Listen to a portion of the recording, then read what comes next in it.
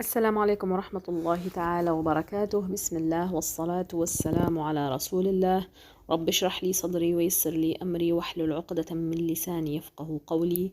اللهم يا مفهم سليمان فهمنا ويا معلم داود علمنا اللهم آمين.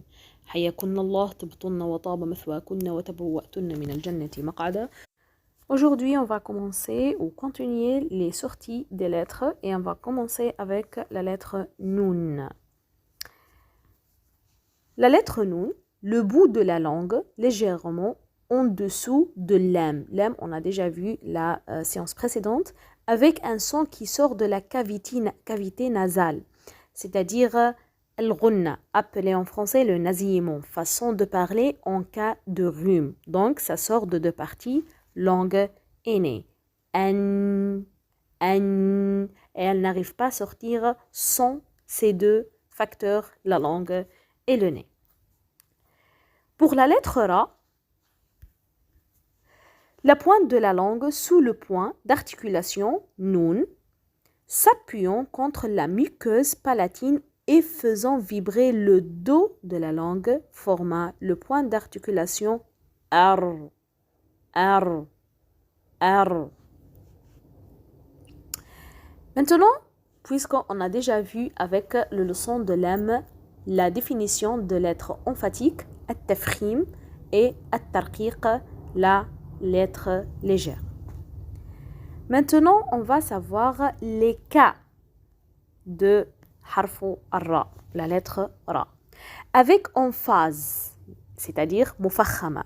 Ra avec fatha, comme Ramadan, Ramadan, ra. La deuxième avec soukoun précédé par une fatha, comme Maryam, Mar. Cette ra au-dessus, il y en a un soukoun, elle est précédée par une fatha sur le mim.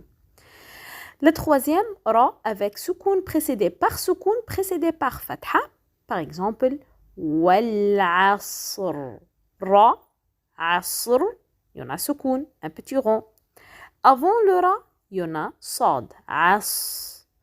Il y en a soukoun aussi au-dessus. Avant le sad, il y en a fatha. Donc, le ra, ça devient emphatique.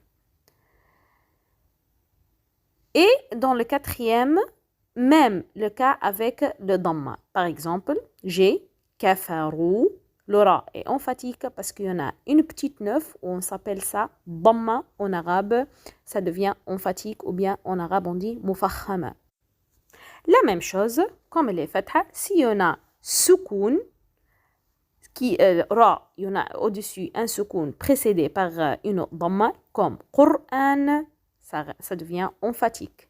Et la même chose, si elle est soukoun ou bien sakina précédée par soukoun précédé par damma, comme khusr, ra, il y en a un petit rond ou soukoun au-dessus d'elle, précédé par une lettre, il y en a un soukoun au-dessus d'elle, précédé par une lettre, il y en a damma au-dessus d'elle, ça devient emphatique. La cinquième, ra avec soukoun précédé par un kasra instable dû au hamzat wasl. Irji'i, irji'i. À cause de le kasra instable dû au hamzat wasl, le ra sakina devient emphatique. Et la dernière, la sixième, ra avec soukoun précédé par kasra d'origine et suivi par une lettre emphatique. Les lettres huruf al-ista'la. Ça, on va le voir dans les caractéristiques des lettres coraniques. C'est-à-dire, si je trouve qirtas, c'est vrai que ra, il y en a un rond, un petit rond ou bien un soukoun sur elle, au-dessus d'elle, est précédé par kasra. Normalement, elle est légère, mais elle est suivie par l'une des lettres emphatiques, soit sad, soit ra, soit dad, ghain, ta, qaf, va. Si elle est suivie par ces 6 lettres, huruf al-ista'la, elle devient emphatique. On passe maintenant à la contraire de tafkhim. C'est at-tarqiq, la légèreté. Comment on peut savoir si cette ra est légère ou non? On commence tout d'abord avec ra, avec kasra, bien sûr, comme rih, Ra, il y en a un kasra, un petit trait au-dessous. Donc, elle est légère. La deuxième ra avec soukoun précédée par kasra, comme fir'aoun. Fir'aoun.